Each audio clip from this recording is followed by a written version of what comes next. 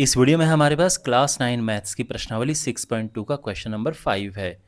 Question मैं यहाँ पे आपको आराम से समझाता हूँ, फिर हम इसको करना शुरू करेंगे। यहाँ पर आप देखिए, क्वेश्चन में ये गिवन है, ये दिया हुआ है कि पी क्यू और आर एस दो मिरर हैं, दर्पण हैं, जो कि समांतर हैं। तो ये और ये आपस में समांतर हैं, ये ध्यान रखना है आपने। एक किरण है जो कि इस पर आपतित हो रही है, इंसिडेंट हो रही है, और यहाँ से फिर वो किरण रिफ्लेक्ट हुई, इसका परावर्तन हुआ और फिर यहाँ पे टकराई और फिर टकरा के यहाँ वापस गई। ठीक, हमने ये सिद्ध करना है कि ये और ये आपस में समांतर हैं। ए बी और सी डी को हमने समांतर प्रूव करना है। दिया क्या है कि ये समांतर मिरर हैं, दर्पण हैं, और हमने सिद्ध करना है कि ये जो किरणें हैं ये समांतर हैं। ठीक, अब ये समांतर कैसे होंगी? तो यहाँ पर अगर हम अब यहाँ पर देखो, ये समांतर करने के लिए हम इस कोण को और इस कोण को बराबर प्रूव करेंगे। क्यों? क्योंकि जब दो रेखाएं ऐसी होती हैं तो इसको हम कहते हैं तिर्यक रेखा। तो दो रेखाओं को तिर्यक रेखा ऐसे काट रही है तो इन कोणों को कहते हैं एकांतर अंतःकोण।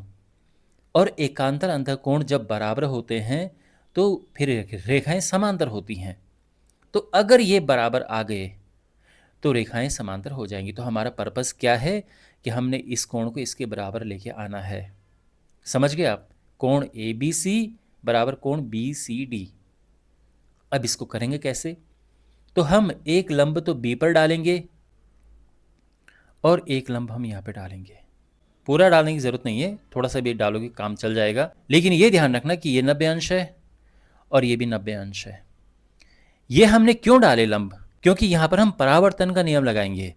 क्या नियम है परावर्तन का? देखो, परावर्तन का नियम है कि जो आपतन कोण होता है ये परावर्तन कोण के बराबर होता है। देखो, ये है आपतित किरण, जो किरण दर्पण पर पड़ती है वो है आपतित किरण, इंसिडेंट रे। ये इस कोण पर पड़ रही है और टकराने के बाद जिस कोण पर वापस आती है उसे हम कहते हैं परावर्तन कोण। यह है परावर्तित किरण। तो ये बराबर है, या अगर हम इसको x मान लेते हैं तो ये x और ये भी x होगा। ठीक, और अब यहाँ पर देखो, यहाँ पे सेम सिचुएशन है। ये आपतित किरण है, ये परावर्तित किरण है, ये इसका लंब है। तो आपतन कोण बराबर है परावर्तन कोण की, यानी ये और ये बराबर होंगे। तो अगर मैं इसको y लेता हूं तो इसको भी मैं y लूंगा। ओके, और अब हमारा पर्पज ये है कि हमने 2x को 2y लेकर आना है, क्योंकि ये पूरा एंगल 2x है और ये पूरा एंगल 2y है। तो अगर हमें x और y बराबर मिल गए, अगर हमें x और y बराबर मिल गए तो इनका जो डबल है दुगना 2x बराबर 2y भी हमें मिल जाएगा, क्योंकि दो का ही गुणा करना है फिर। और 2x से ये कोण और 2y है ये कोण, तो बस यानी हमारा आंसर आ जाएगा। क्यों? क्योंकि अगर ये कोण बराबर हो गए तो हम कहेंगे कि एकांतर अंतःकोण बराबर हैं, जिससे कि ये हो जाएंगी समांतर। तो दो रेखाएं जब ये जा रही हैं और हमें पता नहीं कि समांतर है कि नहीं है, लेकिन अब ये अगर तिर्यक रेखा है और अगर हम ये सिद्ध कर पाएं कि ये कोण और ये कोण बराबर हैं तो फिर ये रेखाएं भी समांतर होंगी। तो यही केस यहाँ पर है। ये और ये हैं क्या? रेखाएं हैं, और ये एक यहाँ पे तिर्यक रेखा है। तो ये कोण और ये कोण अगर हम सब बराबर प्रूव कर पाए तो हम कह सकते हैं कि ये समांतर हैं। तो एक बार एकांतर अंतःकोण बराबर हो गए तो फिर हम कह सकते हैं कि समांतर रेखाएं हैं। ठीक है, तो यानी हमने ये कोण बराबर लेकर आना है, यानी 2x और 2y को बराबर लेकर आना है, और उसके लिए हमें चाहिए क्या? x बराबर y। अब ये कैसे मिलेगा? तो देखो, ये तो आप जानते हैं कि ये कोण और ये कोण दोनों 90 अंश हैं। ठीक है, साथ में ये कोण और ये कोण आपस में बराबर हैं। क्या आप बता सकते हैं क्यों है ये बराबर? क्योंकि ये जो दर्पण है ये समांतर हैं। तो ये रेखाएं हुई समांतर, ये हुई तिर्यक, तो ये कोण हुए एकांतर अंतःकोण। और समांतर रेखाओं के केस में एकांतर अंतःकोण बराबर होते हैं, तो ये हुए बराबर। ये है 90 अंश। तो ये कोण क्या होगा भाई? 90 में से x घटा दो। ऐसे ही ये पूरा 90 है, 90 डिग्री है, उसमें से y हटा दो तो ये आ जाएगा। क्या आएगा? ये कोण 90 माइनस वाई। अब चूंकि ये आपस में बराबर हैं तो 90 माइनस एक्स और 90 माइनस वाई बराबर हो जाएंगे और x is equal to y आ जाएगा। और फिर 2x बराबर 2y और फिर ये कोण और ये कोण बराबर और ये समांतर हो जाएंगे। तो मैंने आपको सरल भाषा में पूरा समझा दिया है कि कैसे इस क्वेश्चन को करना है और अब हम प्रॉपर वे में इसको लिखते हैं। ओके, क्वेश्चन में क्या दिया है कि पी क्यू और आर एस आपस में समांतर हैं। सिद्ध करना है कि ए बी और सी डी आपस में समांतर हैं। ठीक है, अब देखो हमने क्या करना है यहाँ पर, हमने लंब डालना है बी पर और सी पर। तो ये हम लंब डालेंगे और इसको नाम दे देते हैं ए बी सी डी, यहाँ पर हैं, इसको ई नाम दे देते हैं और ये है एफ। तो हमने लंब डाले, इसका नाम है, ये बी ई है और ये सी एफ है। तो हमने ये लंब यहाँ पर डाले। अब इससे क्या होगा, एक तो यहाँ पर ये कोण और ये कोण बराबर होंगे, यानी कोण ए बी ई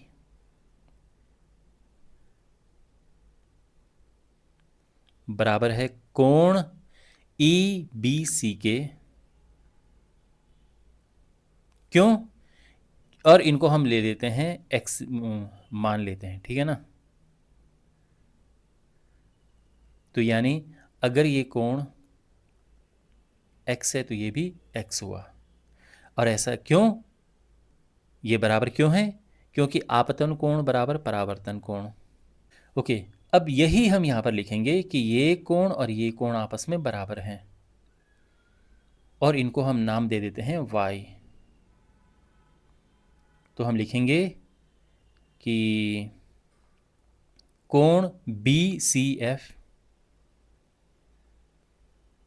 बराबर कोण एफ सी डी।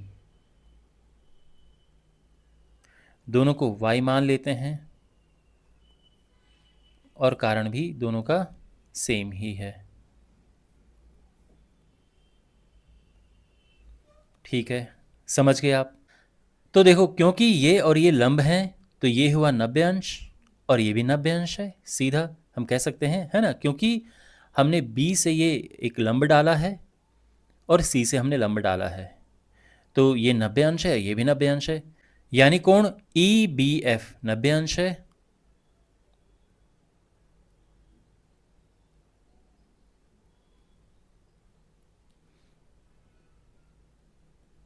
और ये भी 90 अंश है, यानी कोण ई सी एफ।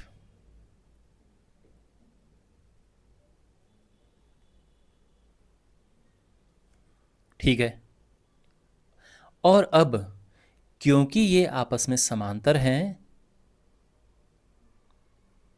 तो उससे क्या होगा, देखो ये समांतर हैं, ये तिर्यक रेखा है, तो ये कोण और ये कोण आपस में होंगे बराबर। इनको कहते हैं एकांतर अंतःकोण और ये बराबर होते हैं। तो हम लिखेंगे कि चूंकि पी क्यू समांतर है आर एस के,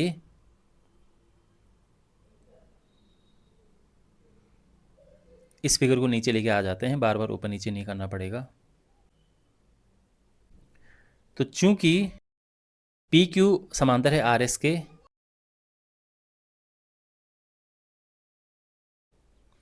और बी सी एक तिर्यक रेखा है, इसीलिए ये वाला कोण यानी कोण एफ बी सी ये बराबर हो जाएगा कोण किसके, ई सी बी के। ये कोण और ये कोण बराबर होंगे, बहुत सिंपल है ये, एकांतर अंतःकोण बराबर होते हैं समांतर रेखाओं के केस में। अब देखो ध्यान से, अब यहां से इंपॉर्टेंट स्टेप समझना शुरू करो। देखो ये कोण क्या है, अगर हम पूरे 90 में से x को घटा देंगे तो ये बचेगा ना, यानी इसको मैं लिख देता हूं 90 माइनस एक्स। इसी तरह से ये कोण क्या है, ये पूरा है 90 अंश का, उसमें से अगर मैं y हटा दूं तो ये बचेगा ना, तो यानी ये हो जाएगा 90 माइनस वाई। और 90 से 90 काट दो यहाँ पे, तो माइनस एक्स बराबर माइनस वाई, माइनस से माइनस भी कट जाएगा और सिंपली मिलेगा एक्स बराबर वाई। एक्स और वाई बराबर आ चुके हैं।